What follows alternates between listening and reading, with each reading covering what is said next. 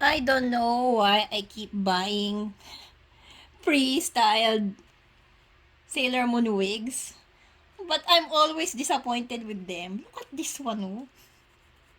Also, the hairline is itchy. Ganun, kati. If you have this wig and you're happy, good for you. But for me, it just feels like...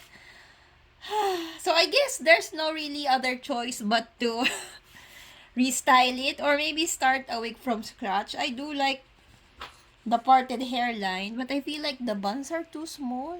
Oh, it's so messy.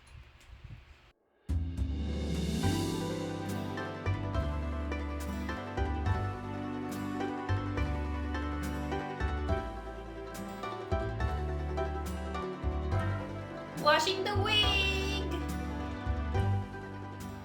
My ever supportive cat. Sorry, did I bother you?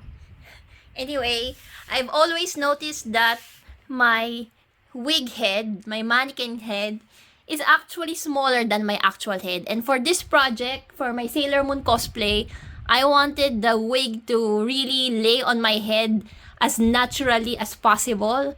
So we're gonna modify this wig head to be the same size as my actual head. Let's go!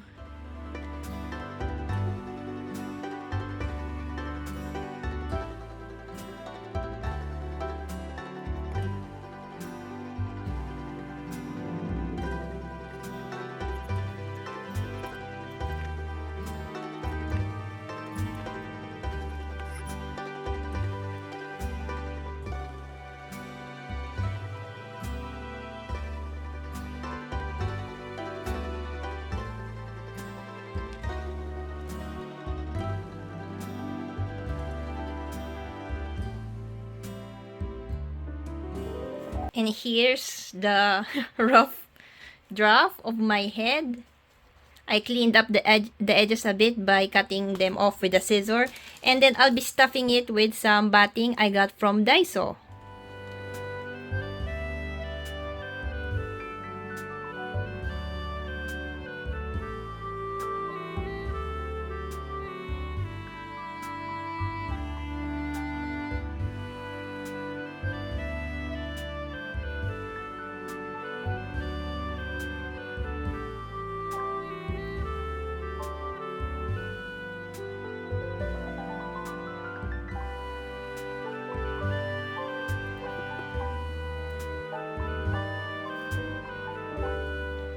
After putting on all that stuffing, this is what the wig head now looks like. I do hope it matches my head. Let's clean it up a bit with another round of masking tape.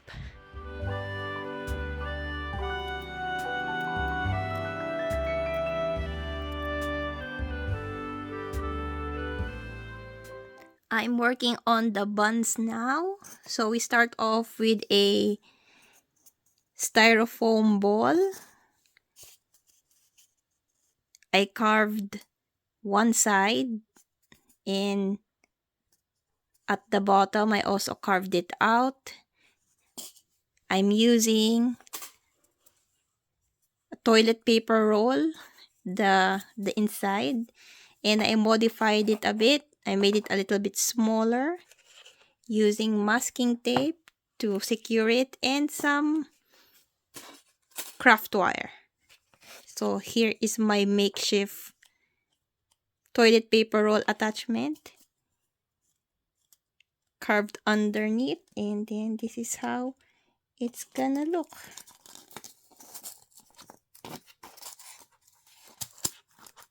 Yeah. So I carved one face, one side of the ball because I want the gem to fit, to lie flat nicely like that from the side. Because if I don't carve it out, it's gonna look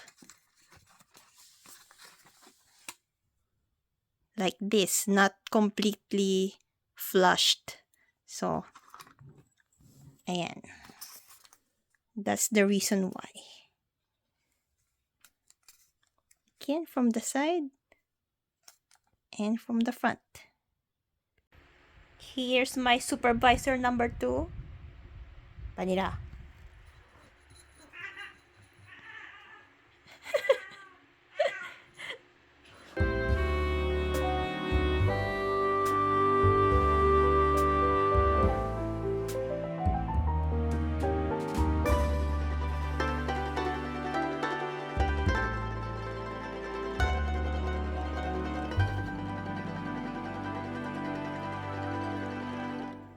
Waiting for the wefts that I harvested from that wig to dry. I just use my ever trusty white glue, wood glue, to secure the ends.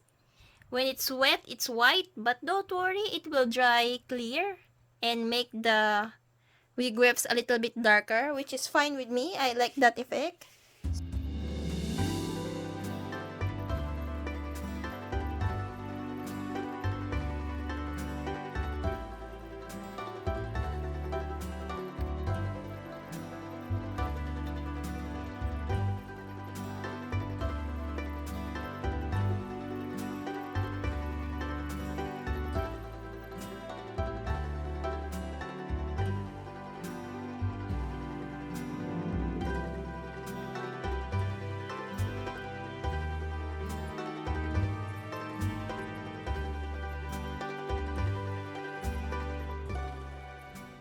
This part is kind of hard to explain, but I hope you bear with me and just watch the video carefully. So, I'm using a small hair iron to make the wefts lie flat. And in order for the wig or the hairs to not bunch up near the base of the bun, we need to trim it and thin it out using our thinning shears. And then, when I'm happy with how everything is laying down, I use my trusty white glue and water mixture to seal everything in place. And repeat until everything is nice and clean. Of course, there will be gaps, but don't worry. Try your best to lay down everything as cleanly and as flat as possible. And we'll just do something about the gaps later on. Here's my wig. As you can see, it's still not perfect or as cleanly made. And there's some gaps.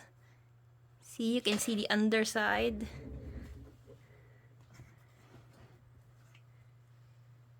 Like that. There's some spaces in between the hairs. So, while I was detangling my wig, I saved all of the fallen pieces. And I will scrunch them up into little ball-like pieces and just insert them into the gaps to act as filling. So, very economical, if I do say so myself. And I'm starting this night's cosplay making session. And of course, my cat. My cat has come to join me. Seba-chan!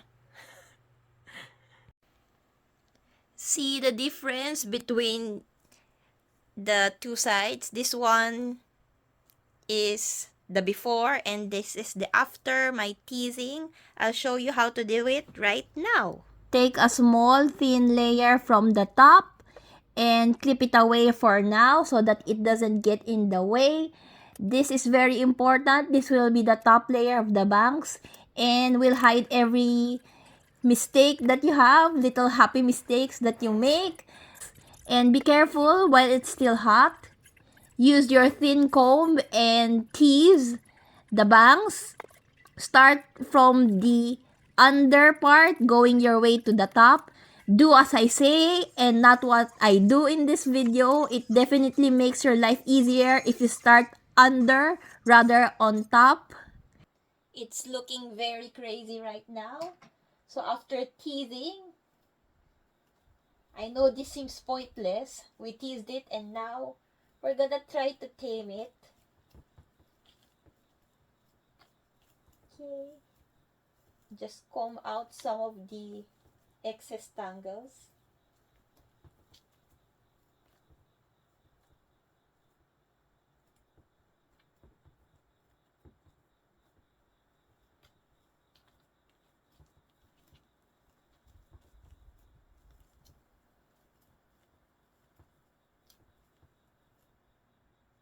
Don't worry if you think it's looking a bit too messy.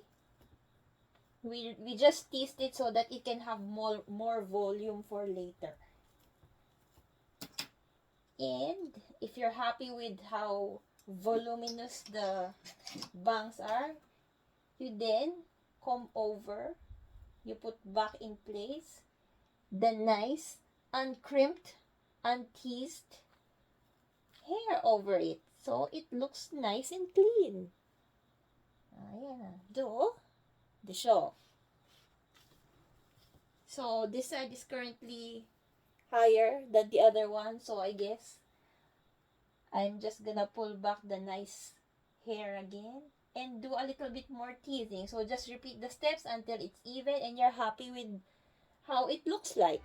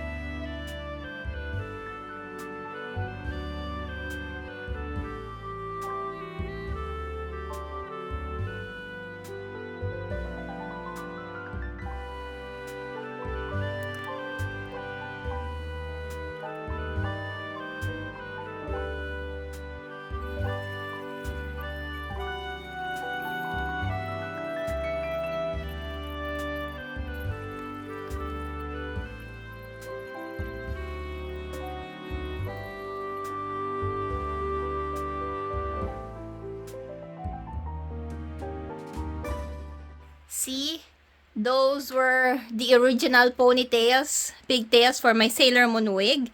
I was able to detangle one, and I don't really want to tackle that one. So, I went out to buy a new extension. Look at the comparison, no? This is one, ang nipis, and this is the one that I got from Swallowtail. So makapal. It's amazing. I bought these elastics from Daiso, but turns out they're a little bit too thick and very visible. And I don't like that. But, Seba-chan, why are you there? Anyway, I bought these elastics for convenience, but I have to not use them anymore. And I turned out making my own elastics. These are from previous wigs that I saved up. Yan. Hand sewed my own elastics and yeah, they're a lot thinner and a lot less visible. Yun nga ang effort. Nisi ba dyan?